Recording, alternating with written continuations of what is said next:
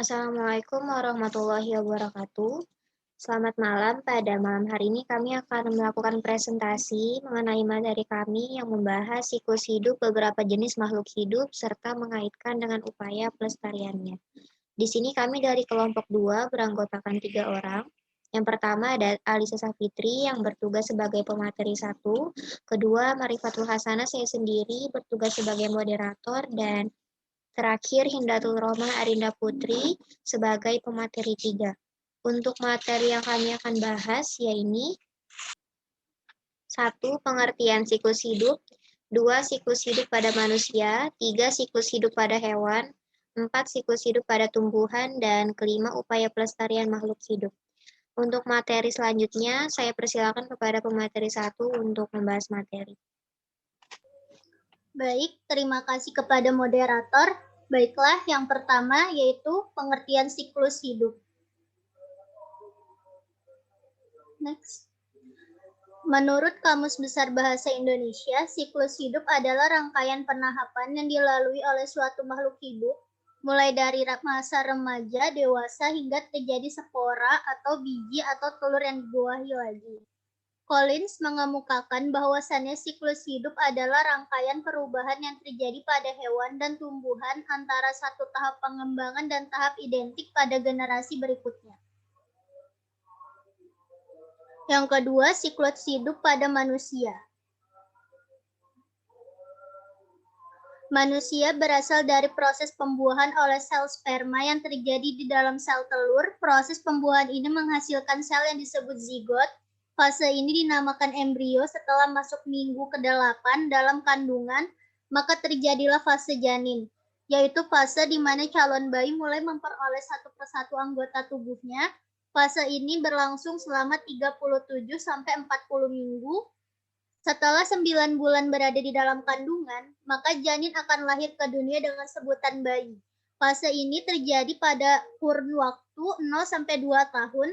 Selanjutnya bayi akan tumbuh dan berubah nama lagi menjadi balita dengan rentang waktu 3-5 tahun. Setelahnya bayi akan tumbuh lagi menjadi anak-anak mulai usia 6-12 tahun.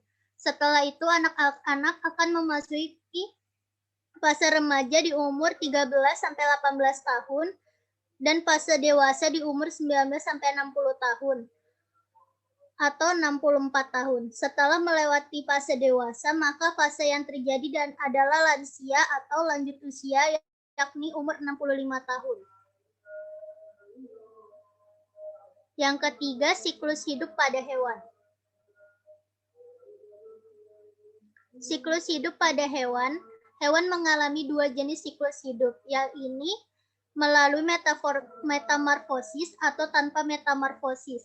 Hewan yang mengalami metamorfosis akan mengalami perubahan morfologi, bentuk tubuh, sedangkan hewan yang siklus hidupnya tanpa metamorfosis hanya akan mengalami perubahan ukuran tubuh. Metamorfosis dibagi lagi menjadi 2 jenis, yaitu metamorfosis sempurna dan tidak sempurna. Metamorfosis sempurna adalah metamorfosis yang mengalami fase telur, larva, pupa ke pompong dewasa. Contohnya kupu-kupu, katak, dan nyamuk. Sedangkan metamorfosis yang tidak sempurna adalah metamorfosis yang tidak mengalami fase pupa. Fase yang dilalui hanyalah telur, nimfa, dewasa. Contoh jangkrik, kecoa, belalang, dan lain-lain.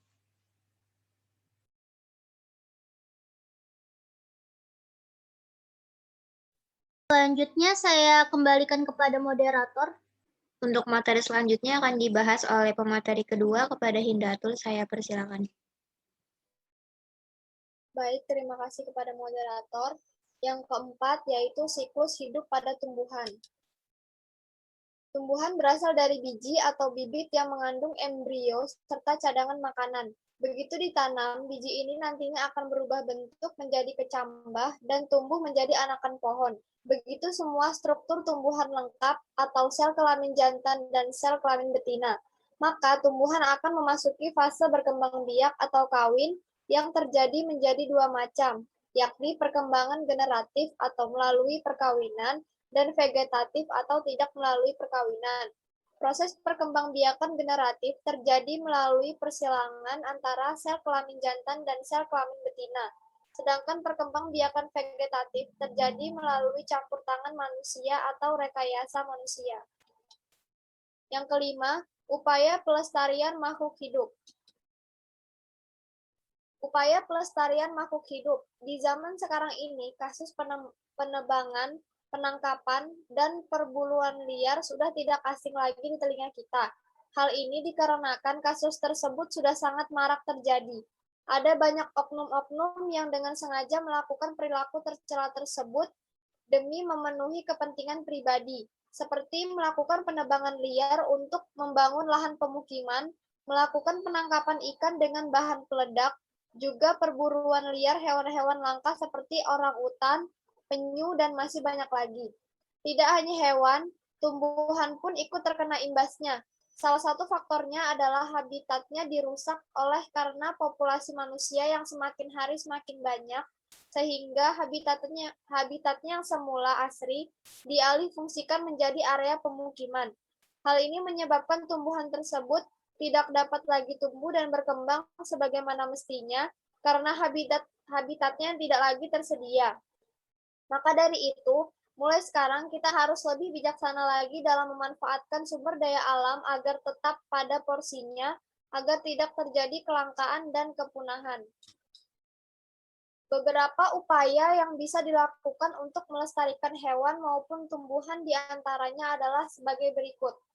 Yang pertama, upaya pelestarian hewan. 1. Tidak memelihara hewan yang populasinya terancam langka atau punah. 2. Mengurangi pencemaran lingkungan agar tidak merusak habitat asli hewan-hewan tertentu. 3. Tidak melakukan perburuan liar. Yang kedua, upaya pelestarian tumbuhan. 1. Menebang pohon dengan sistem tebang pilih.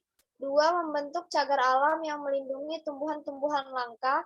3. Membudidayakan tanaman-tanaman langka yang terancam punah. Selanjutnya, saya kembalikan kepada moderator.